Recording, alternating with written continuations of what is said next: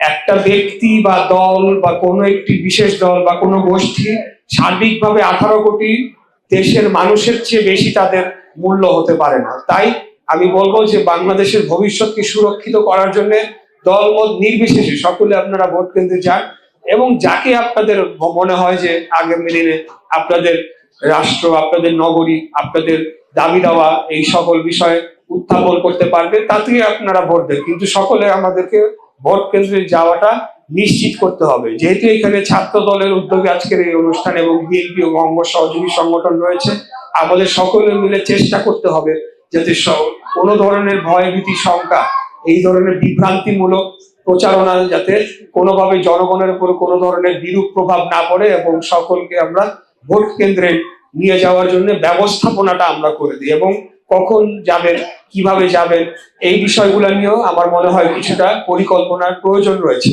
যাতে করে সকলেই দীর্ঘক্ষণ ভোট কেন্দ্রে লাইনে অপেক্ষা না করতে হয়, সবাই সুষ্ঠুভাবে ভোটটা দিতে পারে।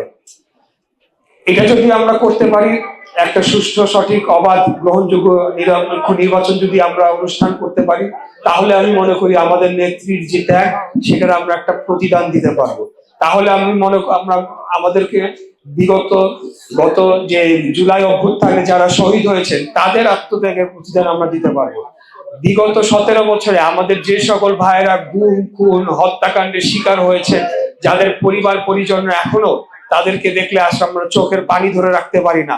অনেক ছাত্র নেতারা আমাদের এই অঞ্চল থেকে 7 জন ছাত্র নেতাকে গুম করে ফেলা হয়েছে, আজ পর্যন্ত তাদের কোনো হদিস পাওয়া যায় না। তাদের পরিবারের তাদের যে আত্মত্যাগের প্রতিদান যদি দিতে চাই, তাহলে আমাদেরকে একটা সুষ্ঠু, সঠিক, অবাধ, নিরপেক্ষ নির্বাচন অনুষ্ঠান করতে হবে।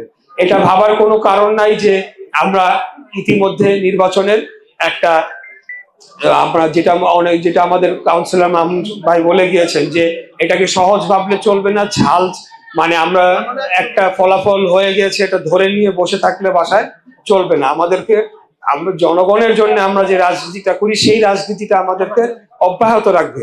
নির্বাচনের ফলাফল যাই হোক, জয় পরাজয় হোক, যদি জয় হয় তাতে কি আমাদের কাজ শেষ হয়ে যাবে? বা পরাজিতও যদি হয়, কথার কথা আমি বলছি, তাতে কি আমাদের কাজ শেষ হয়ে যাবে? আমাদের কাজ রাজনীতিবিদ হিসাবে আমরা জারি রাখবো। বাংলাদেশে যতদিন পর্যন্ত অন্যায় অবিচার থাকবে, বাংলাদেশে যতক্ষণ পর্যন্ত ছোট হোক বড় হোক যে কোনো ধরনের জুলুম নির্যাতন থাকবে, আমাদের এই আন্দোলন, আমাদের এই সংগ্রাম অবশ্যই চলমান থাকবে, এটা অব্যাহত থাকবে ইনশাআল্লাহ।